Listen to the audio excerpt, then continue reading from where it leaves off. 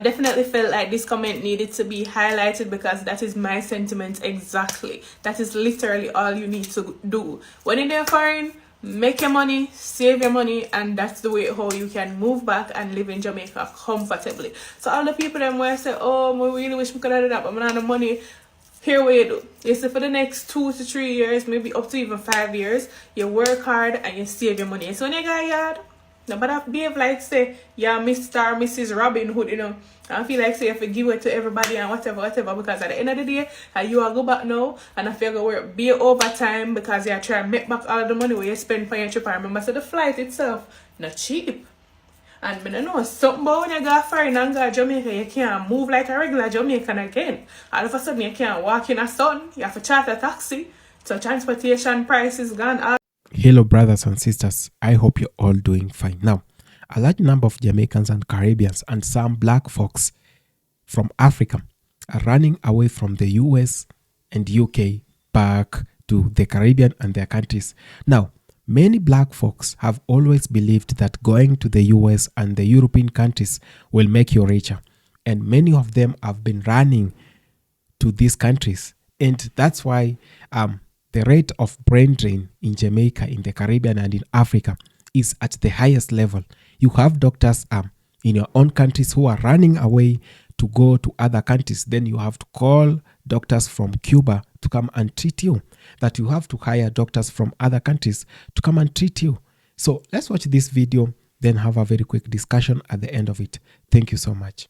All the way up, you catch look at accent, so people start charging a little extra. Your friend and your family, them come contact you. So I know the trips can be very, very, very expensive, but it's up to you to budget what you can manage. And never, ever, ever, ever, ever, but you're going to take a loan for go on trip to Jamaica. Like, why would you do that? Like, literally, I've heard of people doing this, and I cannot understand why.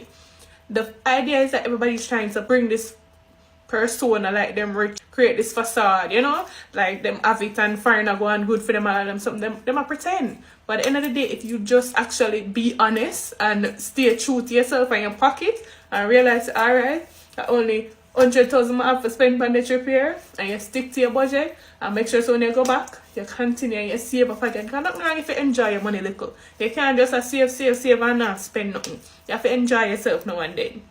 But just ensure so you spend wisely. Never squander the money and then you end up, you look 10 years time, you're still there foreign broke and can't go home. And you have to stay in the depression and the sufferation because you need to earn consistently. Save your money. So as far as shipping clothes, I'm gonna be real, I have not done that. I didn't take all of my stuff in one go. Like I said, I'm coming back every few months anyway, so I just didn't really need to take all that at once. I checked a huge suitcase and this duffel right here, and it's full of clothes right now because I just did laundry, mind your business. But yeah, I checked those two things and I bought this purse, literally. And that's all I needed. That's all I have. Plus, you come into an island, girl, you don't got that much. Like, your clothes ain't that big. You ain't packing no sweater. You know what I mean? You ain't packing no hoodie. You ain't packing you ain't packing a lot of long pants. You ain't packing sweat. You're not packing that, okay? You're packing skirts and little shirts and sandals. Now, you grown. I ain't telling you what to do. But, you know, I left my Jordans and all that at home. Not because I don't think somebody gonna steal them or nothing crazy. I literally wear a Kids 3. I don't think nobody's coming for my shoes. But in the grill, you're just not putting that on. Like, you're gonna bust your fit in your sandals because guess what? It's hot outside. And also the roads, it's dirt roads, it's gravelly roads. You mess around, step in a puddle, you're getting dust kicked all over your shoes. Like, by the end of the night, step out in some all whites if you want to.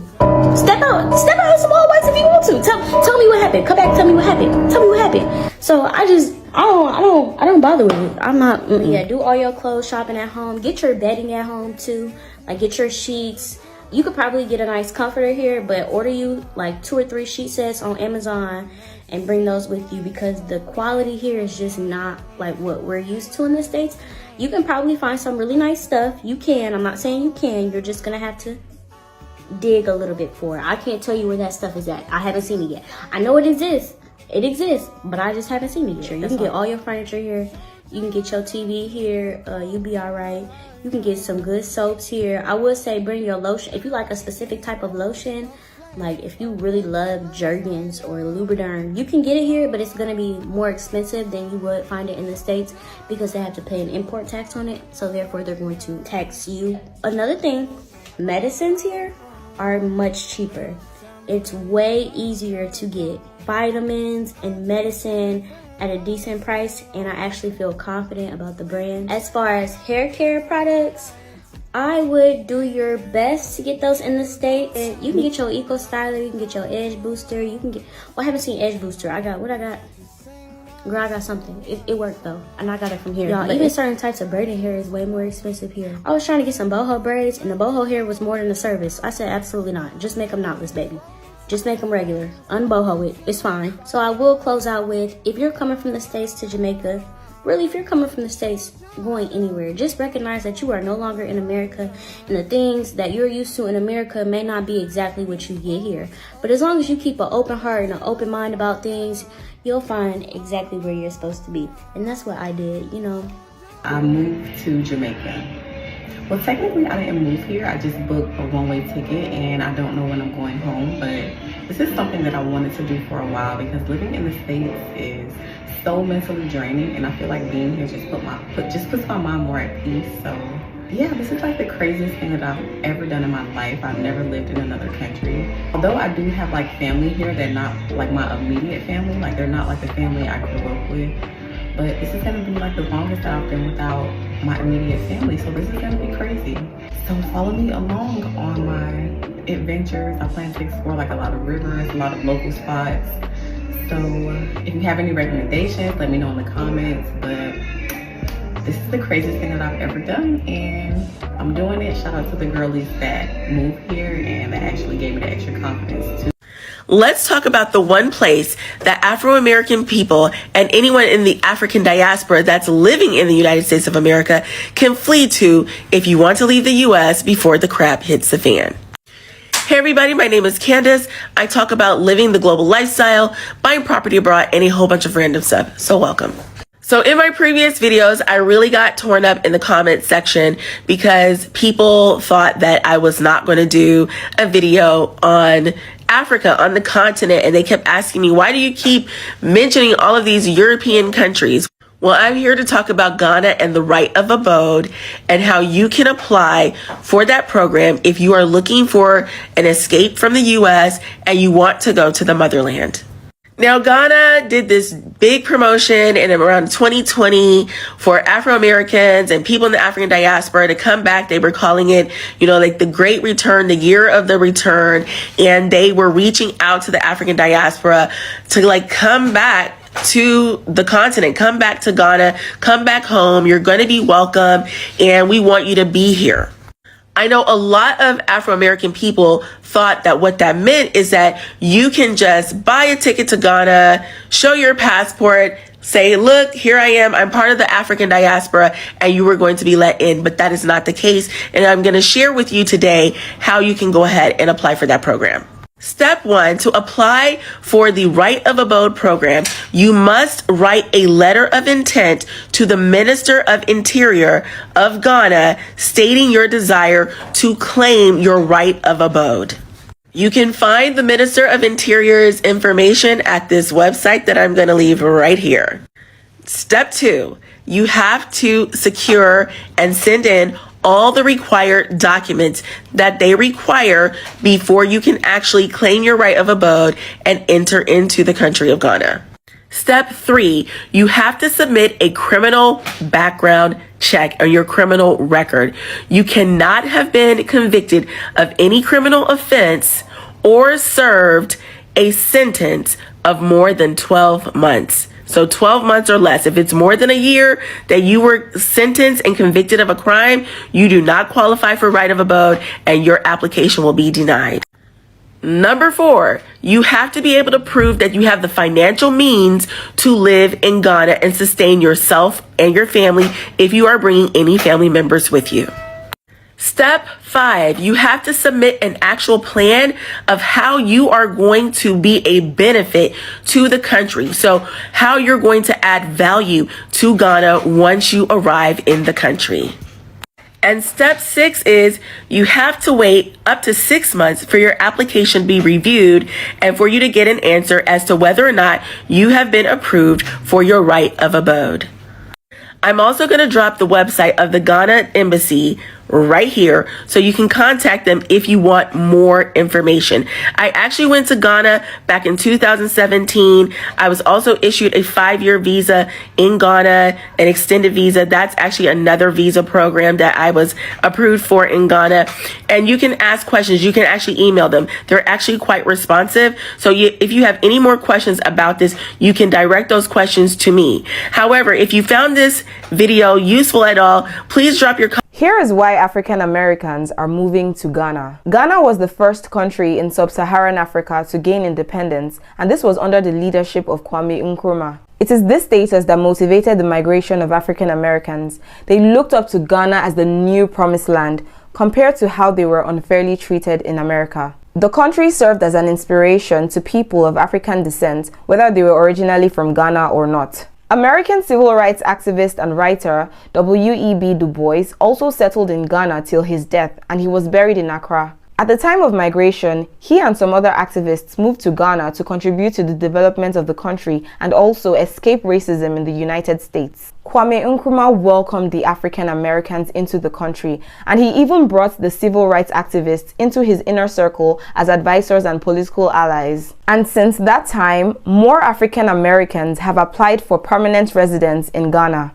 To encourage their migration and visits, the country decided to offer them a special visa. We're also aware that many Americans visited Ghana last Christmas. Will this be their regular destination? Yes, so before me found a foreign, you see a whole heap of people that say, oh, foreign and a better roses, we'd rather live in Jamaica right now and way.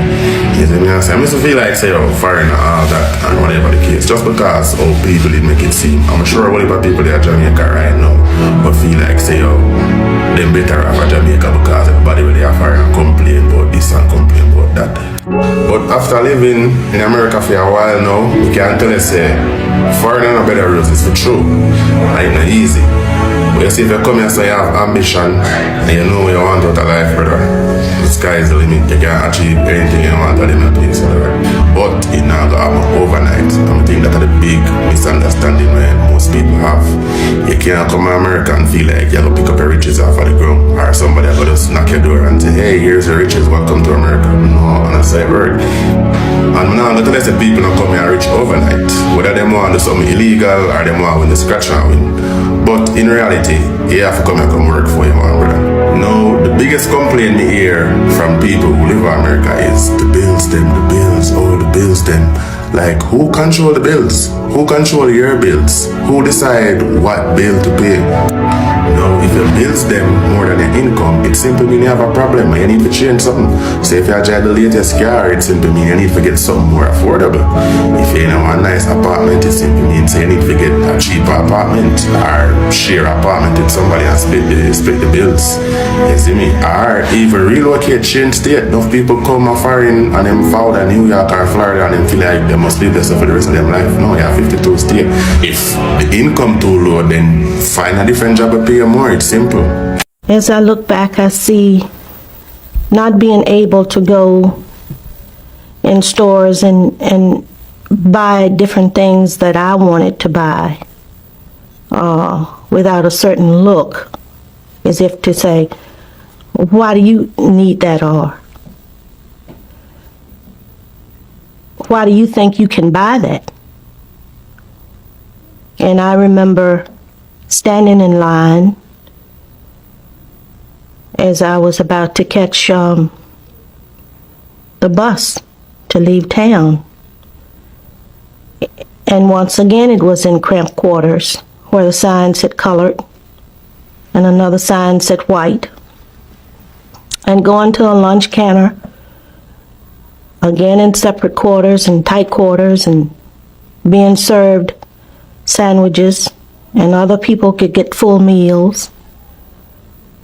And I remember being asked to moved to the back of the bus on my way out of town and into town and asking why and being told that it's the law.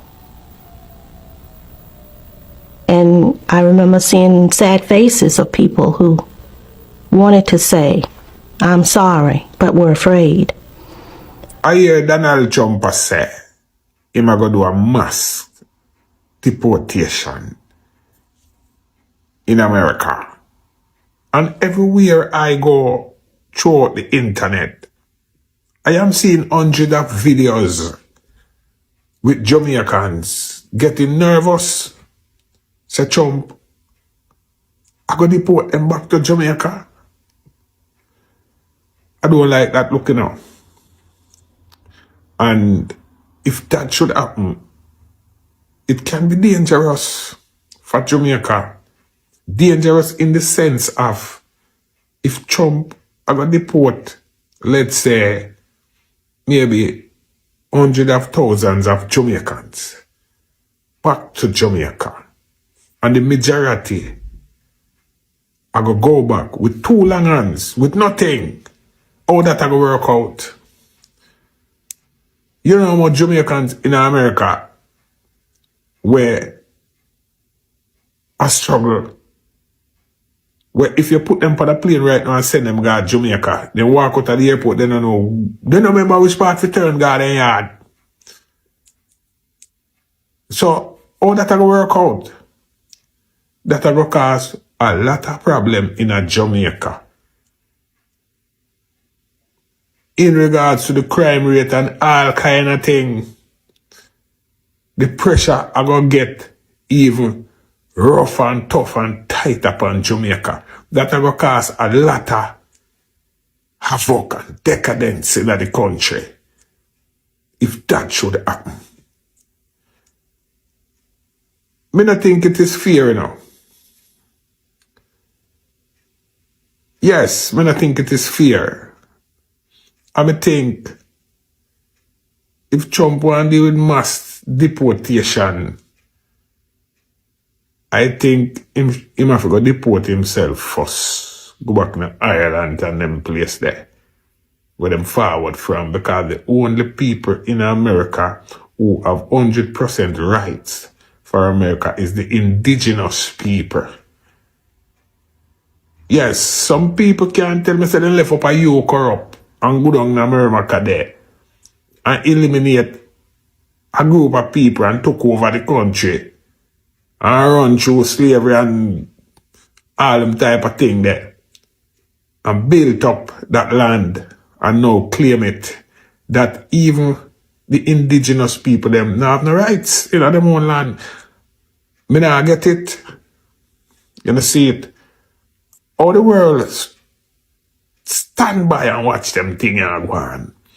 And I want to say, a good or righteous thing someone I do. It was inhumane and unrighteous from the initial stage of this thing when the item forward of America go fire up shots and go with a bag of thing over there and took over people's place. Deport myself first. Come on. Deport back everybody to their land if I saw it go. All of the European them, included Trump, deport myself back to Europe. Who if you go on our Middle East round so, who if you go down our Caribbean down so, and who if you go around so and go around so, and give back the indigenous people them land. Alright, so. Living in America and visiting America is two totally different experiences. I've been here 10 years, and one thing I've learned is that you have to keep your head by your body and you have to humble yourself. You literally have to walk and be humble as humble can be. You have to keep your head by your body, especially if you don't have any family member or little to no family member to give you the support that you need financially, emotionally, mentally. You get what me I said? The people who live here and been here for years know what me I talk about and understand what me I talk about. America is a country that can make you, it can make you real quick. but it can also break you faster than how it made you. So you have to be wise, be humble, listen, pay attention, and take heed. I'll be honest. No matter how successful I get in America, I never feel like I belong. Really? Yeah. Is everything all good? There's nothing all good anywhere on this earth. You got to think deep about it. No matter how successful you become in America, you can live a very comfortable life. Gated community, big, nice house. At the end of the day, you never belong. You never belong. You always be treated as a second-class citizen. Always. What do you consider yourself today? Are you American? Are you African? Are you African American? What are you? I'm an African raised in America. You know, clearly. So you're not American? I wish I was, but my mind is not African. I mean, American. It's clearly African. But you have the accent. You have, I went to school in America. My whole earlier childhood, I was raised in Africa. Then I came to America. Every summer, we would go back to Africa for a vacation. And then when I graduated high school, it was a choice whether we wanted to go to Africa or stay in the U.S. And just the opportunities in the U.S. was so much greater than Africa. Well, you're certainly the perfect example of the American dream coming true. And, you know, what would be your advice to a young African who's immigrating to the United States today? Ultimately, you can't change who you are. And I think the biggest obstacle is that when people come to the U.S., they kind of alienate their original and they conform to what's there. And when you do that, first of all, you will never get accepted. But isn't that the best way to integrate? Absolutely not. Because first of all, it's no way you can move forward and you're not you. If you, like me, are a born and raised American who doesn't really want to live here anymore, I'm going to do a whole new series explaining everything you need to know, the 101 to moving to a new country. To give you a little bit of background, my husband and I have lived in the UK, Portugal, and the Netherlands using various visa options, and we are moving back abroad next year. Very likely headed back to the Netherlands. So I'm going to walk you through what you need to know about moving abroad on a generic scale and on a very specific scale because I'm going to document that journey. The first thing I want to talk about in this video is kind of terminology so that you have a better idea of what you're getting into, because as Americans, even pro-immigration Americans, we don't really grow up knowing much about the different immigration systems and what they mean and how hard it really is to move. Unfortunately, Americans were largely taught that it's pretty easy to move just based on the rhetoric around immigration in this country, and that could not be further from the truth. So I'm going to give you the 101. What is a visa?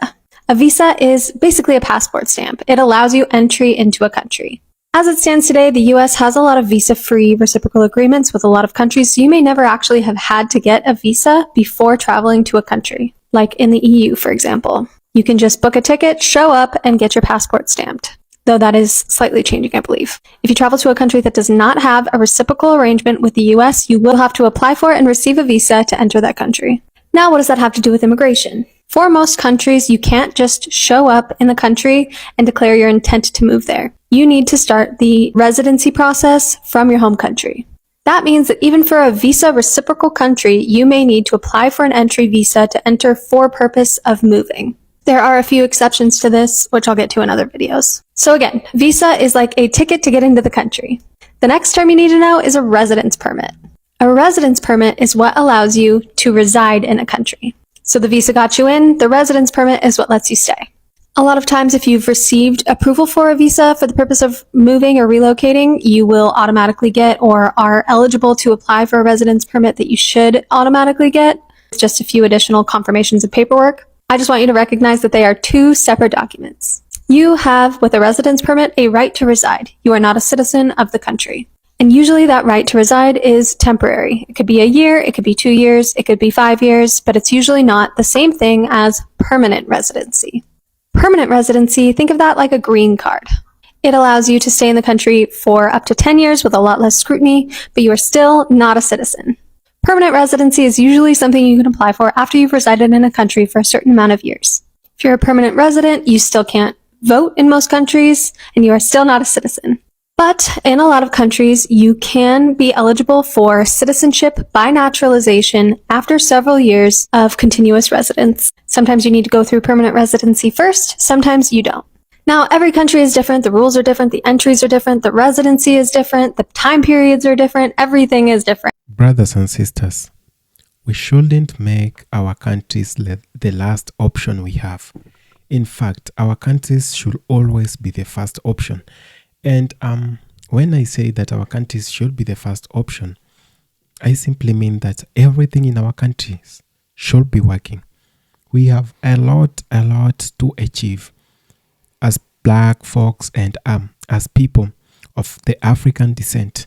That there is a notion about African people, and this I must address our black folks and those in Africa and in the diaspora. No, there is a notion that so many people have in Africa. There is a notion, and I can call it a black folks syndrome, that every black person in Africa who is in Africa or in the Caribbean believes that going to the US and going to the UK and all these European nations will make them great and will make them richer, and they will come back as millionaires and whatever. Yes, that can work sometimes, but the question still remains: how can we improve our own selves? How can we improve the countries we live in? How can we make ourselves better? Are we going to depend on whatever the Western countries are going to do for us? And now you are seeing a large number of Jamaicans, Caribbeans moving back to Jamaica and other countries. Now, if we actually depend on whatever the West think about us, if we are going to depend on the economy, if we are going to depend on their jobs and the employment rates, then we are going to do a lot of bad in life. We are going to be worse than we were, because you got there, you have a lot of bills to pay. You're fighting oppression. The racism there is very much unexplainable, and you can see the police brutality going on. That some people have been classified, and actually some systems have been set to oppress you as black folks. So when you're moving from your countries, when you're moving from the Caribbean, when you're moving from Jamaica, going to look for a better life, the question should always be, are you going to come back alive? Are you not going to end in prison for a mistake that you never did? Are you not going are you going to be able to pay bills? I've seen a lot of Jamaicans and Africans who move to the other side of the world complain on how they have to work 2 to 3 shifts a day to make the ends meet. Like, they have to work so much so that they can achieve, because the jobs that are there for black people are jobs that are not well paying. How many black folks are qualified and even overqualified for certain jobs of which they do not have, just because the system is against them? So we should learn from those who are in those countries. We should learn when our brothers and sisters are speaking, those in those countries, they know the oppression that is there. They know whatever they have faced. And when they're trying to say it is not good on this side, that you African Americans, you Africans in the motherland, and you Caribbeans in Jamaica and all these other countries in Barbados and Tobago and all these other countries, Grenada, you need to sit down and make your countries and your systems work, because there is no better life outside your country. Believe me not. Any better life that you're going to look for, you either come back dead or you end up in prison for something that you didn't do.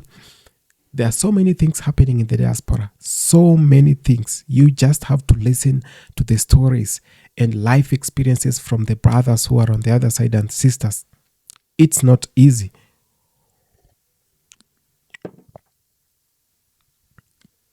And when being told that you should listen, please listen. Life can be so unfair in your own country, but it will be more unfair when you move outside your country. The best way we can solve this, I was actually looking at the brain drain taking place in Jamaica and in the Caribbean and in Africa. Oh my goodness, it's very crazy. It's something that should be stopped. Why are we seeing other doctors coming to our countries to help us? Why are Cuban doctors in Jamaica to help Jamaicans, when Jamaican doctors are treating people in Germany, in the UK, and in the US? Now, there is this fallacy, and we should know that we have failed as black folks, and we need to get up as quick as we can, because the systems we have are not working, and there is need for us to continue pressuring and to continue holding our governments to account. If we are going to leave these people, they are going to be puppets of the West. How many puppets do we have in Africa? How many puppets do we have in the Caribbean? Those that praise and worship, they are the praise and worship team for Donald Trump and all these other countries like Russia and China.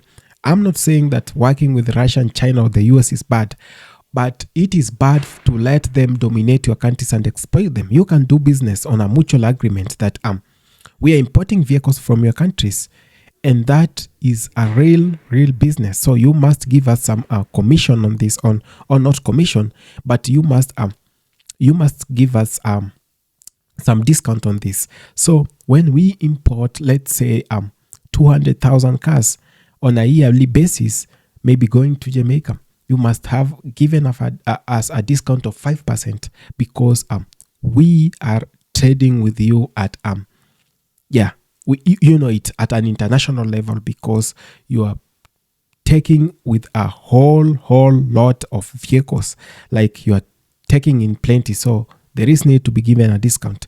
When we engage in business in such a way that we are not the one being exploited, and we are not the one exploiting someone, that is, it is of a mutual agreement, and the two parties are going to benefit.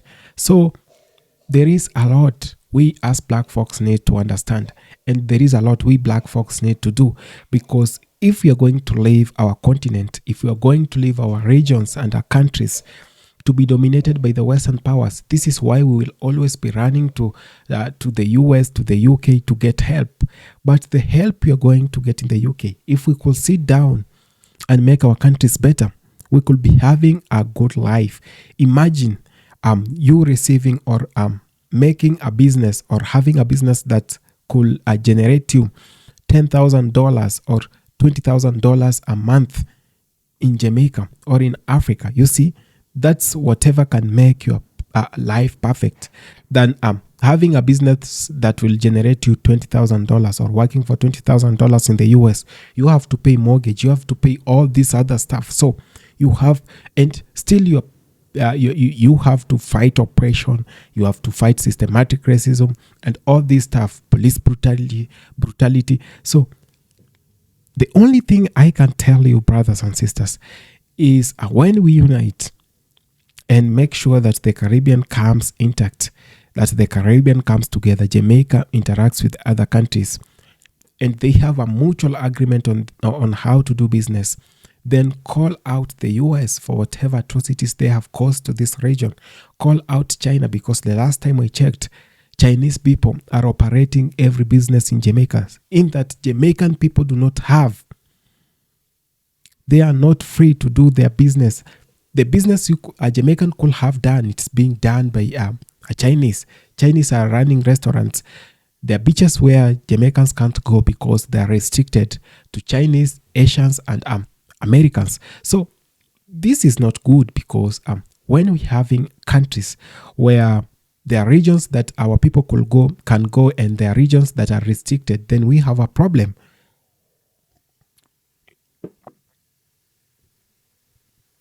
And the same problem is in South Africa, that we are seeing regions or places or estates in South Africa where black people cannot go. They are meant for Afrikaners. So we need to address these issues. If we are very serious about our motherland, if we are very serious about our countries and our regions, this is the time we call out our puppet leaders and bring them to book. Let them tell us why our countries are not working, why there is so much brain drain, where there is so much corruption, no accountability for public resources. So when we work out on all these things, I'm very sure no one will ever want to go to the US or in the European countries just because they are looking for jobs. The jobs you are looking for, they can be done in your own countries. Innovations can still work. And we just need the support of our government. We just need the support of our people. And this actually brings me to the question, how much civic education can play to the societies we have in Jamaica, in the Caribbean, in Africa. We need civic education on how the system should run in our countries. Thank you so much for having taken the time to watch this video. I appreciate so much. If it's the first time on this channel, please consider subscribing, sharing, liking, and commenting. You can also become a member to this channel so that you can be receiving these videos as the first person. Very privileged. Thank you so much. See you.